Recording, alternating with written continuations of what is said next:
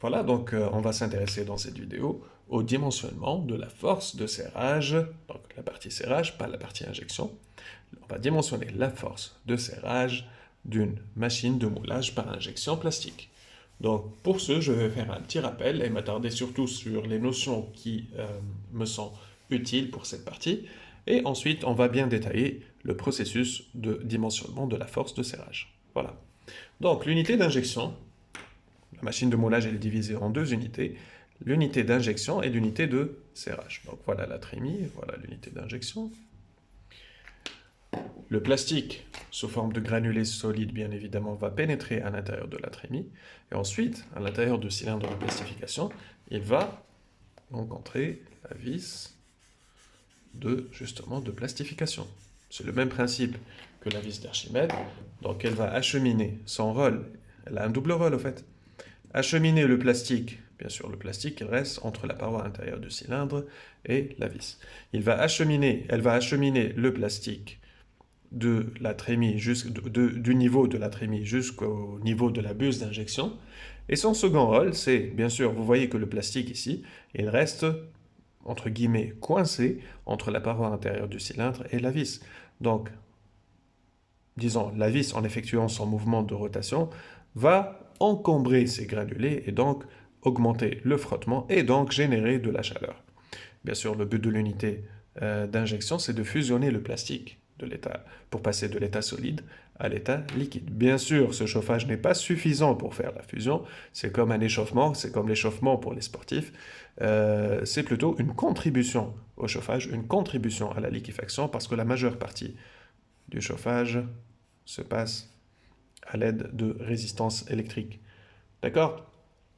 Mais ce frottement, il contribue au chauffage parce qu'on ne veut pas brusquer la fusion de nos particules, de nos granulés en plastique, puisqu'on rappelle qu'on utilise des plastiques thermosensibles. Donc ils sont très sensibles, justement, on les utilise parce qu'ils sont thermosensibles, donc ils peuvent passer de l'état solide à l'état liquide avec un moindre coût d'énergie, mais en même temps, cette sensibilité, le revers de la médaille de cette sensibilité, c'est que si on brusque ces granulés en plastique, on va détériorer leur qualité. C'est une arme à double tranchant. Donc, bon, on ne va pas s'attarder sur l'unité d'injection, on l'a bien expliqué dans la partie du cours, de la partie présentielle du cours. Donc, à la fin de cette unité d'injection, si une quantité de plastique elle est rassemblée ici et elle correspond à un shot, le mouvement de rotation de la vis va s'arrêter et il y aura un mouvement de translation qui va justement injecter à travers la carotte le plastique dans le moule. Le moule, bien sûr, il est fermé lors du processus d'injection, mais en éjectant, il ne faut pas confondre injecter et éjecter. Pour éjecter la pièce, il faut que le moule s'ouvre, en quelque sorte. Donc le moule, il est divisé en deux parties. Une partie fixe, liée à l'unité d'injection, et une partie mobile, liée à l'unité de serrage, qui exerce une force de serrage pour maintenir le moule convenablement fermé lors du processus d'injection, pas d'éjection, d'injection. D'accord? Donc on va imaginer qu'on a rassemblé une quantité de plastique ici correspondante à un shot. La vis va arrêter son mouvement de rotation. Un mouvement de translation va assurer l'injection de cette quantité de plastique de ce shot à l'intérieur du moule qui, à ce moment-là, devrait être fermé, bien sûr. Qui, à ce moment-là, devrait être fermé. Donc, notre rôle, on va dimensionner cette force qui va maintenir le moule convenablement fermé. Évidemment, on ne va pas tomber dans la facilité et dire que il n'y a pas de souci, j'augmente la force de serrage au maximum, comme ça je suis sûr que mon moule il est convenablement fermé. Non, on ne doit jamais faire cette erreur, on doit toujours dimensionner d'une manière rationnelle nos paramètres, parce que justement dans ce cas, si on procède à un dimensionnement très surdimensionné, on risque justement d'endommager notre moule. Et le moule, il coûte cher d'une part, il prendra du temps pour sa maintenance d'autre part, et bien sûr ce temps, il est chiffré en coût, évidemment. Vous avez un arrêt du procédé qui va se chiffrer en perte et en manque à gagner. D'où l'importance du dimensionnement de la force de serrage. Voilà, donc maintenant on est dans le bain. On va commencer maintenant d'expliquer notre méthode de dimensionnement. Je vous propose donc de voir le moule, une partie de ce moule, de ce côté, de cette vue.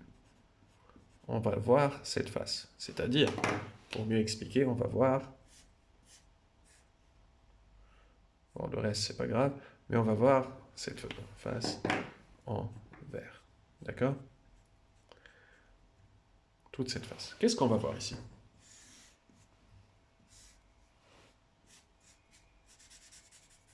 Voilà, c'est plus clair. Qu'est-ce qu'on va voir? Évidemment qu'on va voir l'empreinte. Ça, c'est la pièce numéro 1, pièce numéro 2, pièce numéro 3 et pièce numéro 4. On va supposer que pour chaque cycle de moulage, on va produire 4 pièces. Comment le plastique il est acheminé pour ces 4 pièces? Bien sûr, on va utiliser des runners, sorte de conduite où le plastique va être acheminé aux 4 pièces. Bien sûr, comment est-ce que le plastique il est acheminé aux runners? À travers la carotte. Vous vous rappelez, j'ai mentionné ici qu'il y a une carotte. Voilà. Et la carotte qui permet d'acheminer le plastique de l'unité d'injection au moule. Cette carotte, avec cette vue, n'oubliez pas qu'on regarde par cette vue. Hein. Donc n'oubliez pas que si on considère cette vue, la carotte chauffe l'unité d'injection, elle va correspondre à ce stylo. Regardez comment. Ça, c'est l'unité d'injection. Elle injecte le plastique ici. Le plastique est acheminé à travers les runners pour aboutir aux 4 pièces de notre moule. Pour être plus clair, pour être en conformité avec cette vue-là, voilà, ça c'est mon unité d'injection, ça c'est le cylindre de plastification, et il va injecter le plastique comme suit. D'accord? Donc ce qui correspond à la carotte, dans ce cas, c'est cette partie du stylo, en vert foncé. Donc ici vous avez la carotte, que vous ne voyez pas ici, puisque vous avez choisi une vue où la carotte ne peut pas apparaître, pratiquement, où elle apparaît comme étant un cercle. Vous avez les runners, et vous avez l'empreinte des pièces. 4 dans ce cas. Ouais. Je vous pose une question. Pour dimensionner la force de serrage, est-ce que la surface du moule, elle est importante ou pas? Est-ce que c'est un facteur à considérer ou pas? Pensons-y. Si la surface du moule, elle est petite, considérez la surface du moule étant 5 cm sur 5 cm. Est-ce que ça nécessite une force plus importante ou moins importante qu'un moule dont les dimensions sont